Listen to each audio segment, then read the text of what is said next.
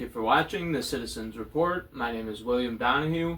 For today's show, I have an article about the Vatican, some news and speculation about pandemics, a section about the war. Basically, I'm considering all conflicts one war now. News about the election, just basically what's happening with both of the candidates. News about illegals, news about the economy, and then a section about, I called it AI. It's basically cyber AI security control grid all wrapped up into one section. Before I get into this, please like and share this video, subscribe to my YouTube channel, send this to people. This information is central to understanding what's happening in the world and central to making decisions that are gonna eventually have an outcome in the world that we live in. So why not understand what's going on and, plan ahead. We need to start pumping the brakes and figuring out what's gonna happen, because right now basically we're being slow rolled into what Klaus Schwab calls a polycrisis. And my first article is about Klaus Schwab. So this isn't a section here, it's just a little breaking news. Klaus Schwab to step down as WEF chairman after 53 years. So this Davos summit is the Davos World Economic Forum is held in Davos, Switzerland. It talks about the potential transition by 2025 summit. So Klaus Schwab didn't name a successor, but basically they got to figure out who it's going to be for the 2025 summit. Also, this seems like a win, but not really, because Klaus Schwab is stepping down as executive chairman and becoming a non-executive chairman or whatever. So basically he's just stepping down as the figurehead or the leader. I think a figurehead. I think that he answers to people, obviously, world bankers and whatever. So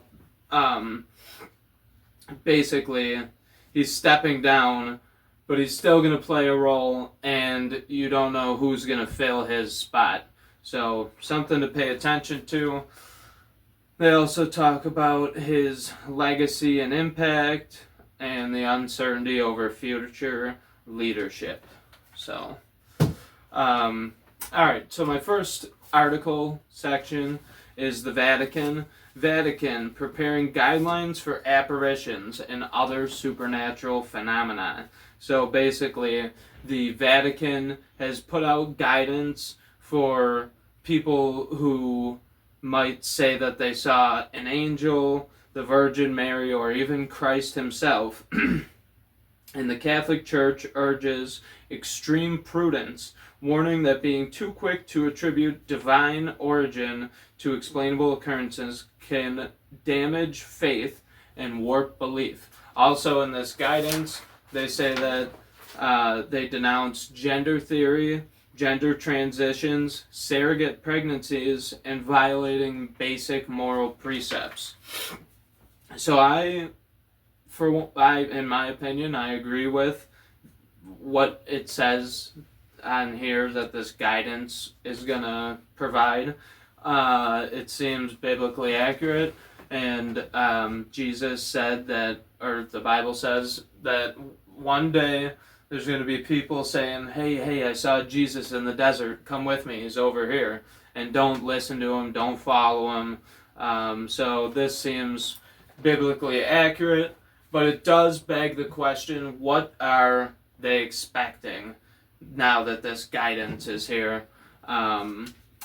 It seems like they're expecting apparitions and supernatural phenomena. So something to pay attention to for sure, and I would listen to their guidance and not be quick to jump to conclusions or to attribute anything specific. and I would question any thing that seems supernatural or anything like that, and hold it against the Bible and see if it seems in accordance with God's will. Former NIH head Francis Collins admits, pandemic section. Former NIH head Francis Collins now admits 6-foot social distance had no merit and lab leak theory is possible. So he said that he has never seen any published science saying that a 6-foot social distance is necessary or even helps. And he also said that he doesn't know whether it came from a lab or from the wet market. So basically leaving open the possibility that the lab leak theory is possible. This is the staff memorandum from the Select Subcommittee on Coronavirus Pandemic Republican members. So this basically says exactly what that article said. Do you recall science or evidence that supported the 6 feet distance? I do not. Is that I do not recall, or I do not see any evidence supporting 6 feet? I did not see evidence, but I'm not sure I would have been shown evidence at that point. Since then, it's been an awfully large topic. Have you seen any evidence since then supporting 6 feet? No. So he admitted that there was never any scientific basis behind the 6-foot social distance, which is kind of the same thing that happened with the mask, and pretty much every other protocol that was put in place has been lacking in scientific support, or even having negative scientific support, but was still pushed forward. So former CDC director Redfield admits significant side effects from COVID-19 vaccines. The first former government official to come out and say that there was significant side effects. So he said it was important, it saved lots of lives, but anyone under 50 who wasn't at risk shouldn't have taken it because it causes side effects. So that's just his words, not mine. I'm reporting on them. I have my own opinion about that as well. But like I said, ties into the bigger picture. Then there's this. AstraZeneca COVID vaccine victim. Athletic marathon running father, 50, left disabled, unable to work and struggling to breathe after suffering ultra-rare complication from the jab, becoming not so ultra-rare. Self-employed Adrian Walker, from Grantham, Lincolnshire, had the jab in February 2021 to protect others, including vulnerable children he helped take to school. But just 2 weeks later, the previously healthy marathon runner was fighting for his life, admitted to the hospital with multiple blood clots in his lungs and bowels. So, I know that they say that the heart issues is rare. They're saying ultra rare complication. There's been a ton of blood clots happening, so like I said, becoming not so ultra rare. FDA's critical role in ensuring supply of influenza vaccine. So here's where we get into it. Now, we had Operation Warp Speed. Not sure if that's still a valid law to use to create a bunch of vaccines all at once, and EUA and all that stuff. So this is about the bird flu. As new strains of flu virus emerge, the FDA works in close coordination with sister agencies, the CDC and the NIH, encouraging manufacturers to develop vaccines that will successfully protect us from influenza disease, which can be very serious. So this article also says the same thing, and I put both of these in my breakdown of the history of the bird flu, so if you'd like to watch a full show about the history of the bird flu, you can check my YouTube channel. There's a whole 30-minute breakdown starting from 2005, and it possibly goes on earlier, but I picked up at 2005 and went through and showed all the gain-of-function research and the creation of the vaccines. So these vaccines, the government already purchased vaccines. What they're saying here is that there's candidate viruses that can be sent to manufacturers to make millions of doses of the vaccine. And then this is a little trick that he's about to play.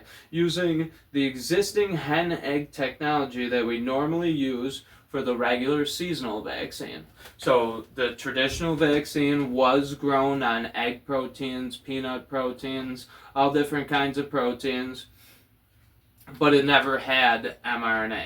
So if they're growing this mRNA on an egg protein, that doesn't make it the traditional technology. So we're already seeing a slight layer of deceptiveness, and we're seeing a rollout of vaccines, or the talk about rollout of vaccines ahead of what?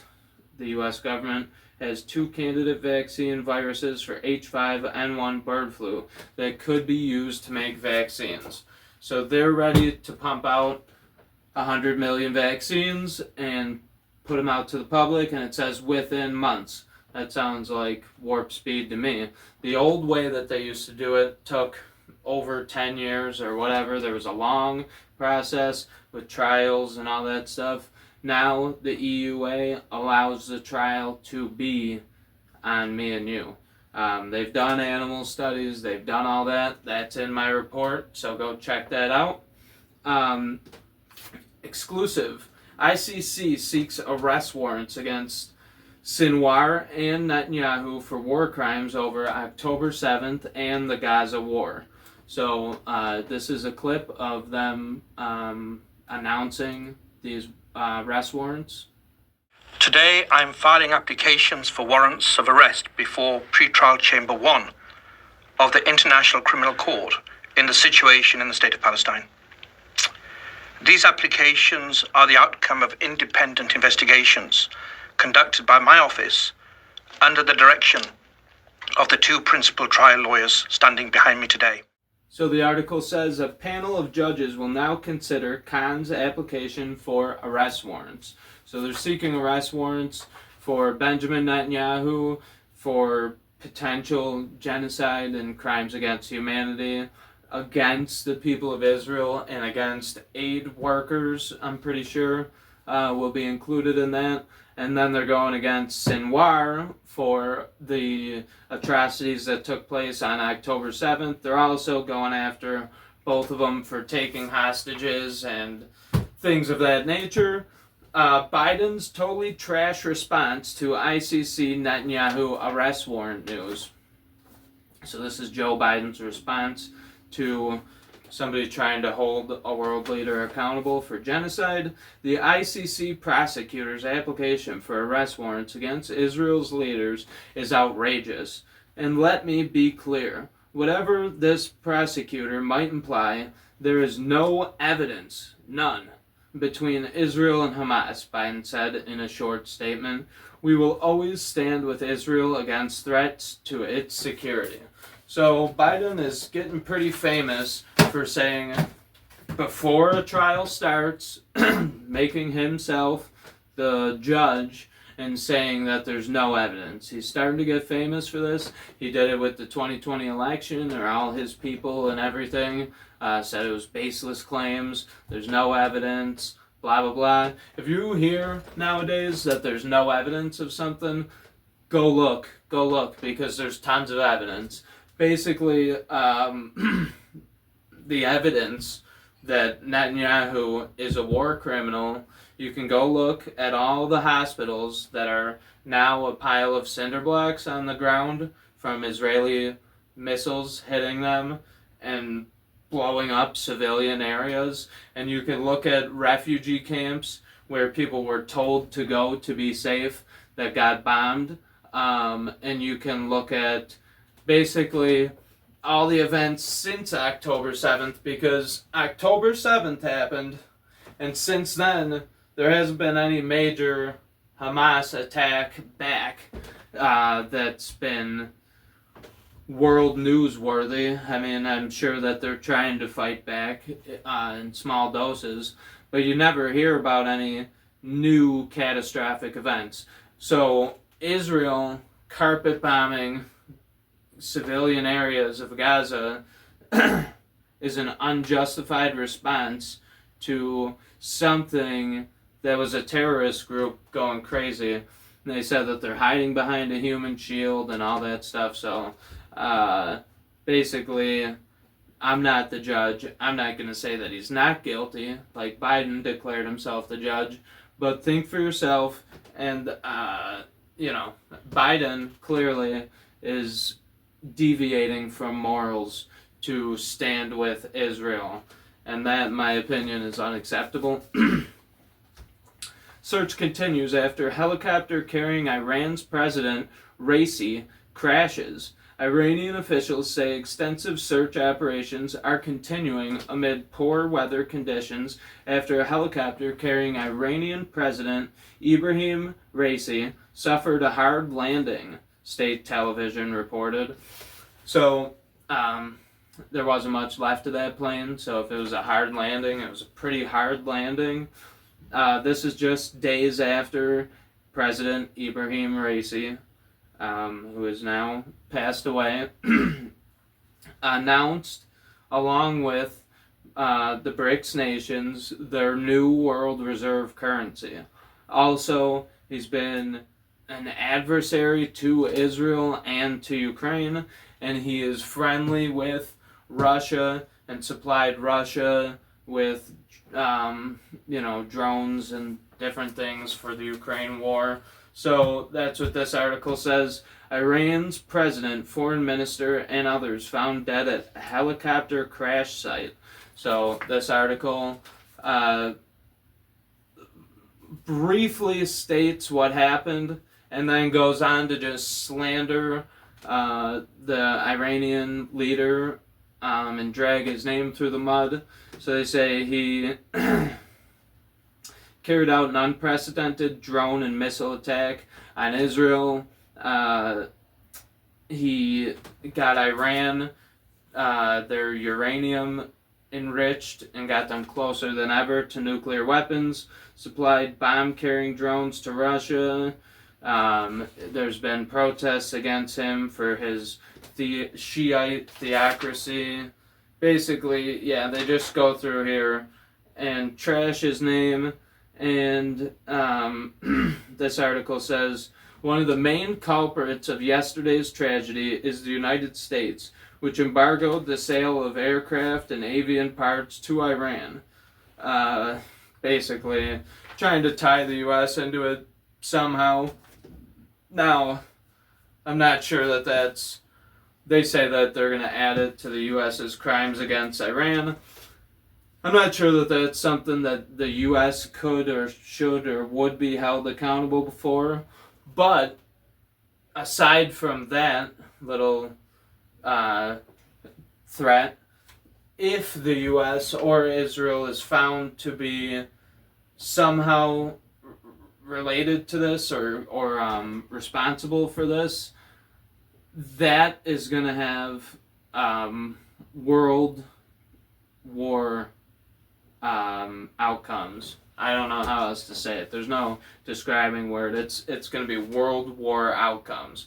Countries, like I said, this is my war section. So you've got China against Taiwan, but China, Brazil, Russia, all these countries created the BRICS currency. Iran, South Africa, Saudi Arabia, all these countries are breaking away from the US dollar as the world reserve currency, and they decided they're not going to trade in that money, and they're not going to accept that money for their products. So basically, the reason that these are all tied in, if you look, it's Europe in Ukraine versus Russia, Iran, and they're backing Hamas against Israel. The U.S. is sided with Israel. In Europe, Iran is sided with Russia. China's sided with Russia. They're going against Taiwan. The U.S. is tied in with Taiwan. And I'm not sure what's going on in India and Pakistan, I think. There's so many conflicts, and basically the two sides between all of them, not just surface level, but follow the money back level and see which countries are funding everything. The two sides seem to be Europe and the US versus Russia and China in every scenario. So given that that's happening, this is, in my opinion, a 4 or 5 front world war. That's not kicked off yet, but it has so much kinetic energy that it should have fallen by now, and I'm surprised it hasn't. Live updates. Iran's President Ibrahim Raisi dies in helicopter crash. U.S. offers condolences. So they're saying it was a Vietnam-era Bell 212 helicopter that was under-maintained and crashed, and there was a lot of different stories initially, right when this happened. Some reports said certain things. Basically, there's a lot to come out of this, and we will be monitoring it closely on this show, and I'll try and start getting back to putting out 2 or 3 episodes a week. But determination in securing national interests will not be disrupted. Iranian foreign minister, calling them 2 precious martyrs and prominent servants of the country. Iran's new sworn-in president, the foreign minister, Hossein, I'm not even going to try it, will not, said that Iran will not disrupt the diplomatic apparatus, determination in securing the national interests. So basically saying that although we've had this horrible event happen, we're not going to miss a step, and we're going to keep on heading in the direction that we were heading, trying to secure the country, because the uprisings and things, a lot of people like this guy. He was thought to be in Iran. He was thought to be the next potential supreme leader, I think they call it. So he was thought to be the next in line for the top position in Iran's government.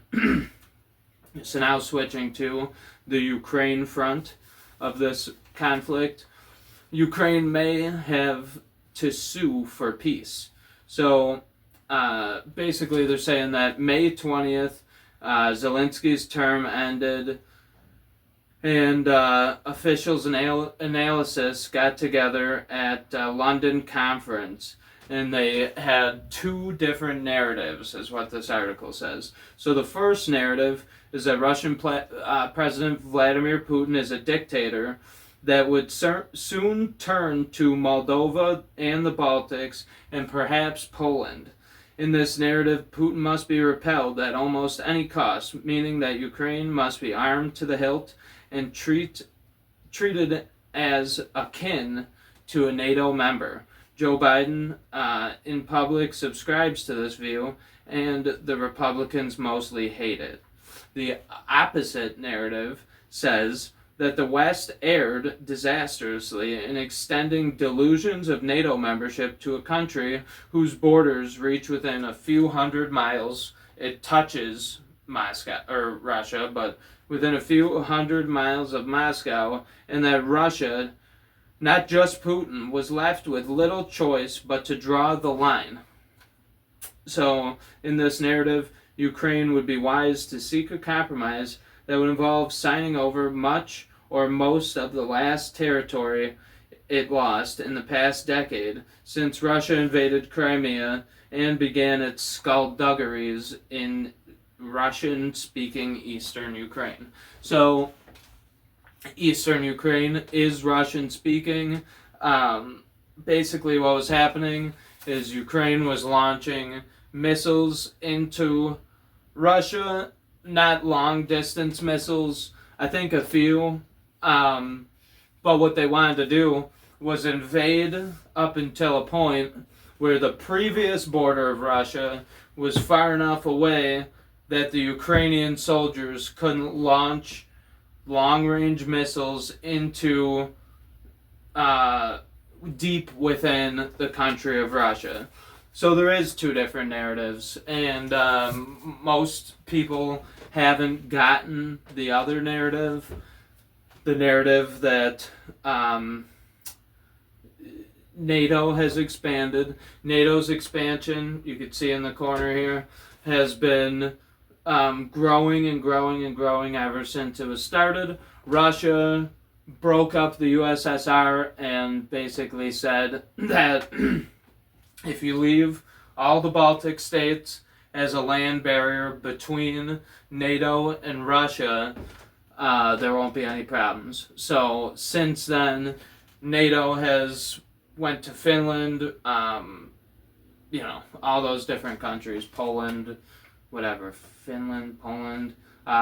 They're trying to get access to Ukraine, and the map shows it in color-coded how far that they've advanced, while Russia has maintained the same border aside from the Ukraine situation where their stated goal is to create a border where they can't get hit with long-distance missiles. So I believe in the second narrative that was described. I think that the West did mess up by extending NATO memberships to all these countries when we had an agreed-upon policy.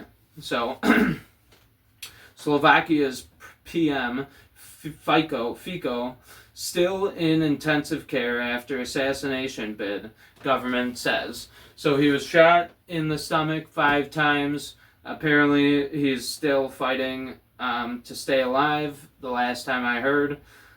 Slovakia's Prime Minister Robert Fico remains in intensive care, the government said on Friday, 2 days after he was shot at close range in an assassination attempt that stunned the small Central Eastern European nation, Eastern European nation, and drew international condemnation. So this is another guy who's been anti-Ukraine and anti-COVID, anti-certain things that don't align with Western values. So he's now fighting for his life.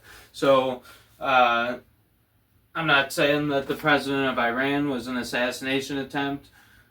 This Fico of Slovakia was definitely an assassination attempt, and it just resembles that. It resembles other time periods where assassination attempts have taken place to get a certain goal pushed along, and if these people were standing in the way, which it seems like they were, of NATO or the EU or the UN or whatever of their larger goals, then it would make sense for somebody to want them to be eliminated. But I'm not making any accusations. I'm just trying to, talk about all the possibilities, because nothing has been proven about the shooter of Fico. Fico used COVID, Ukraine, and culture wars to command Slovakia's politics. So here's another one. The guy gets shot, they briefly mention it, and then they say that he used the COVID crisis and created fresh opportunity for his political campaign. He began appearing at mass demonstrations to gain popularity. They're accusing him. FICO stood at the head of them, rousing the angry crowds with a megaphone in his hand. Then, as COVID faded from the headlines, he found a new cause: Ukraine. So they're acting like times don't change and that this guy just said, that's getting a little unpopular. Let me switch to being against Ukraine. I'm sure if they would have happened at the same time, he would have stood against both of them, because that's what moral people do. No matter what the situation is, they stand against or stand up for what they believe in. So I hope that he gets better, and I wish the other Iranian leader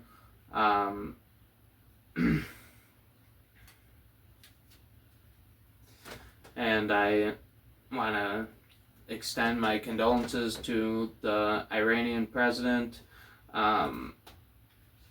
So 1,000 U.S. troops will deploy for temporary port operations to move aid into Gaza.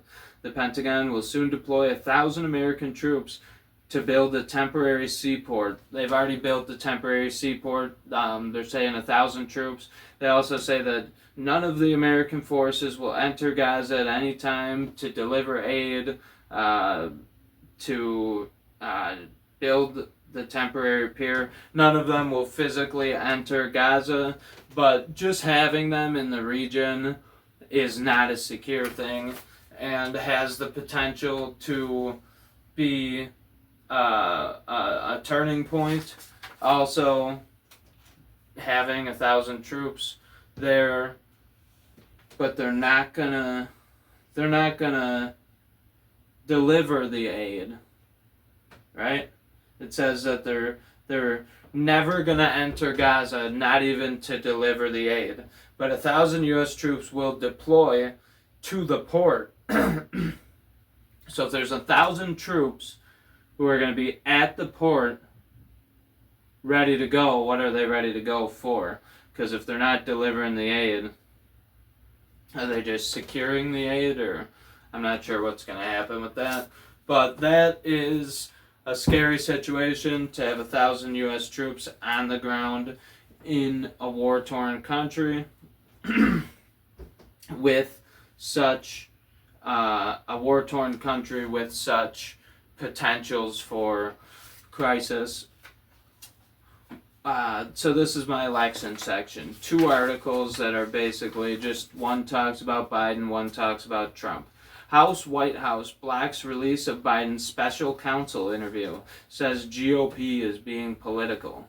Attorney General Merrick Garland speaks during the 36th annual candlelit vigil to honor law enforcement officers who lost their lives in 2023 in Washington on May 13, 2024. House Republicans are set to advance contempt of Congress charges against Garland for his refusal to turn over unredacted audio of a special counsel interview with President Joe Biden. So this interview is the interview where they said that he was too old and too senile to face trial for his mishandling of classified documents.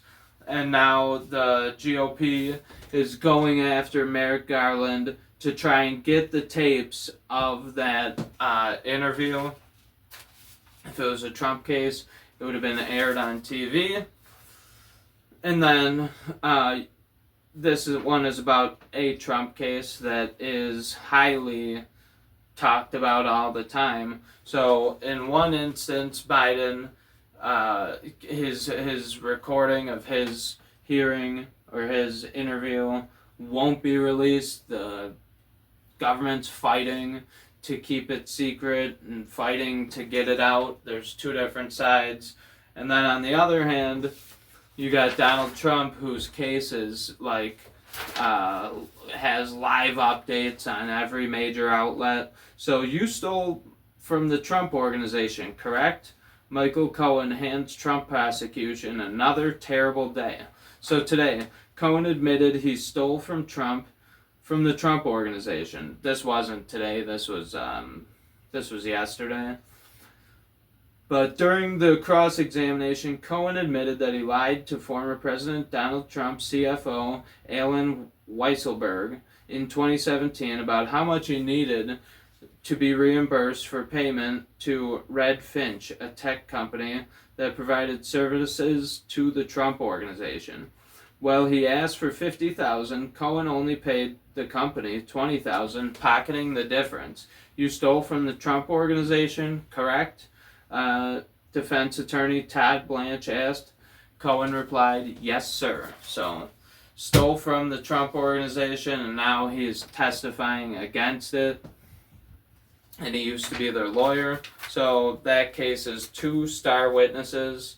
Is Stormy Daniels, who has had to come out and say that she's actually signed off on paperwork saying that Trump never sexually abused her or anything, and now she's falling apart on the stage. Michael Cohen's falling apart on the stand, and both of them are not doing very good at helping the prosecution bring this case against Donald Trump.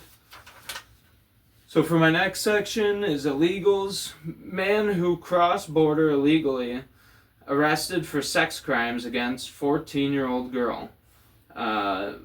Mendoza Montes is a Venezuelan citizen who is in the country illegally after being detained and released by U.S. Customs and Border Patrol in El Paso, Texas on September 2nd, 2023, CCSO said.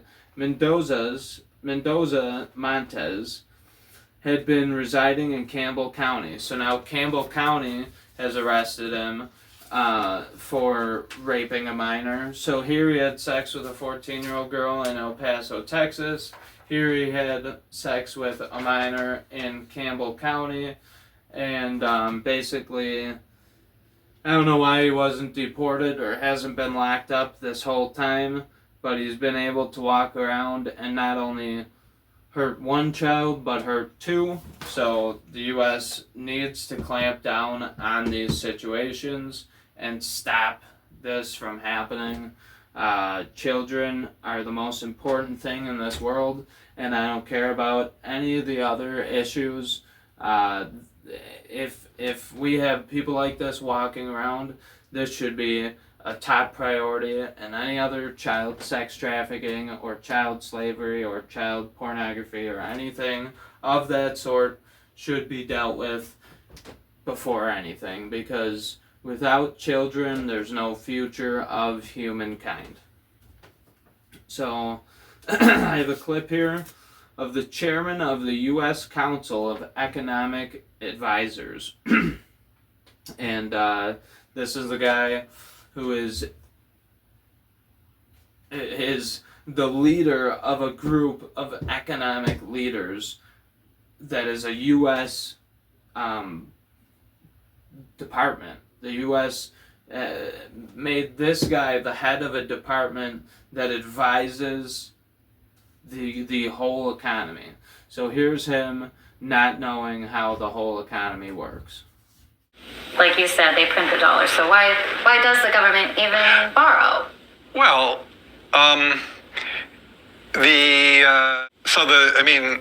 again, some of this stuff gets, some of the language that some of the language and concepts are just confusing. I mean, the government definitely prints money, and it definitely lends that money, which is why the government definitely prints money, and then it lends that money by selling bonds. Is that what they do? They sell bonds. Yeah, they sell bonds, right? Because they sell bonds and people buy the bonds and lend them the money. Yeah, so a lot of times, at least to my ear with MMT, the language and the concepts can be kind of unnecessarily confusing, but there is no question that the government prints money and then it uses that money to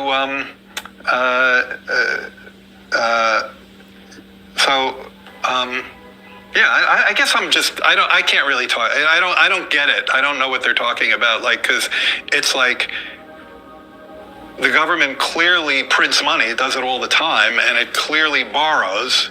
Otherwise, we wouldn't be having this debt and deficit conversation. So I don't think there's anything confusing there. So on that topic, my economy section, this is a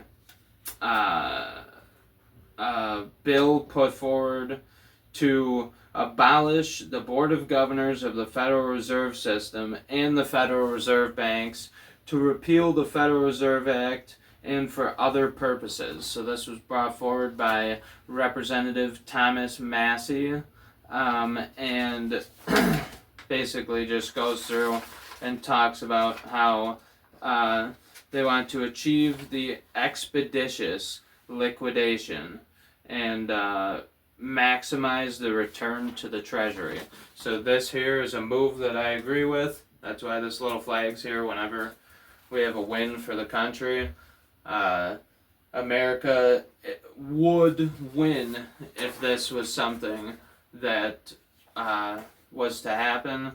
That would be a positive development. And Thomas Massey himself is another win for the United States. He's been an awesome congressman, and if anyone, is interested to look into some of the things that he believes in and what he's done and his record on voting on certain issues, he is a rock solid member of Congress and definitely somebody to look to as an example for what leadership should look like. Report, this is my tech AI digital security section. Major media outlets partner with AI company are filling Google with AI generated trash. So major media outlets have reportedly partnered with AI company called Advan Commerce to publish tens of thousands of fake product reviews and fill up Google search results with piles of AI-generated trash. Meet Advan, the AI-powered content monster infecting the media industry. They started using AI for content generation, the former Advan worker told us, even paid less than what they were paying before. The former writer was asked to leave detailed notes on MEL's work. Feedback they believed was used to fine-tune the AI, which would eventually replace their role entirely. The situation continued until MEL got trained enough to write on its own, they said. Soon after, we were released from our positions as writers.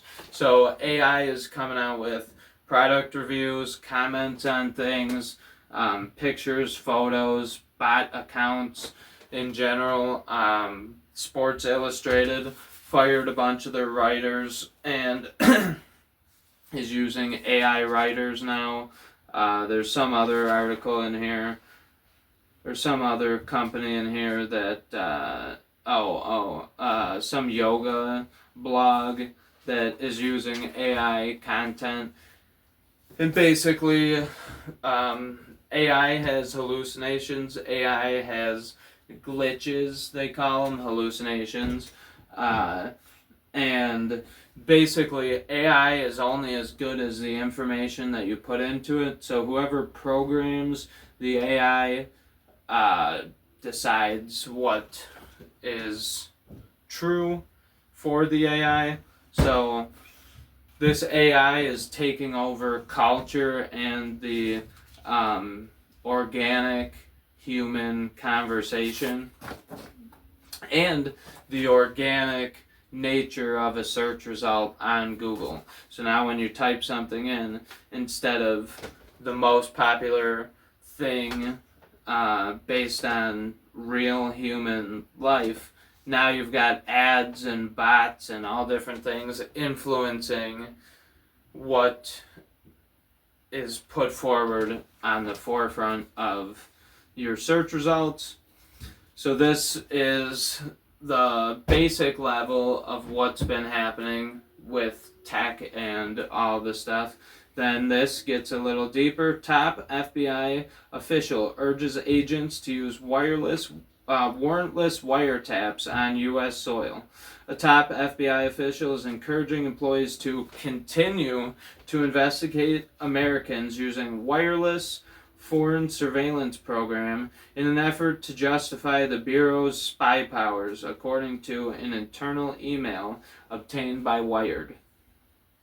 Known as Section 702, the program is controversial for having been misused by FBI to target U.S. prosecutors, protesters, journalists, and even sitting members of Congress. U.S. lawmakers, nevertheless, voted to extend the program in April for adding an additional 2 years while codifying a slew of procedures that the FBI claims is working to stop the abuse.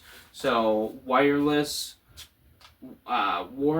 wiretaps on U.S. citizens. That's illegal. The FBI is created and barred by law to not surveil U.S. citizens, but to only surveil foreign threats or foreign things that are threatening people within the U.S. So then they can go within the U.S.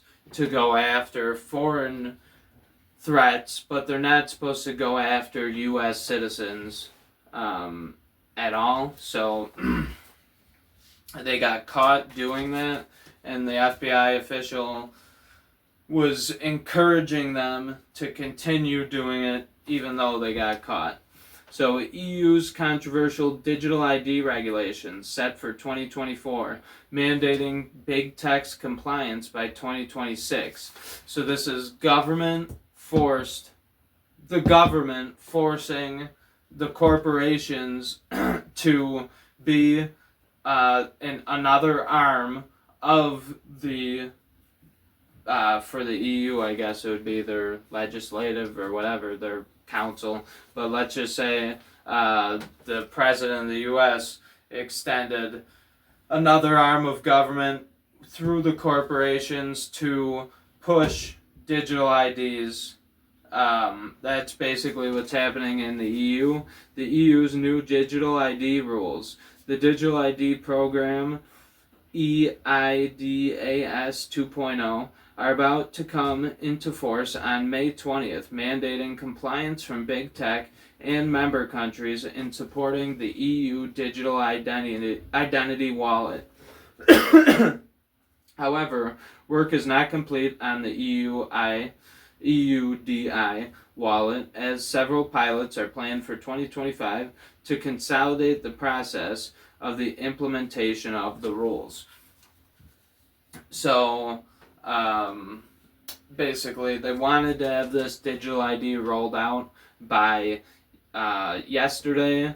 The app or whatever it is wasn't ready, but this is where this stuff is heading. So all these intrusions into your privacy by big tech and government agencies, now we're seeing a concerted effort of the government and the corporations and the spy agencies to pass laws to mandate invasions of privacy. So that's the end of my tech, AI, cyber section, security, control grid section. I want to ask everyone to please pray for this country, to please buy gold, silver, food, whatever, water filtration, whatever you think that you need to be self-sufficient going into the future. Also, think about planting gardens. Think about finding out what wild plants and things you can eat. Try to break away from the game and not play it anymore, because you're not playing the game is playing you. So that being said, that's the end of my show today. I'd like to thank everyone for watching, and have a good night. Thank you for watching The Citizen's Report with William Donahue. On this show, we search for knowledge, wisdom, and understanding of the world around us through the lens of an American citizen.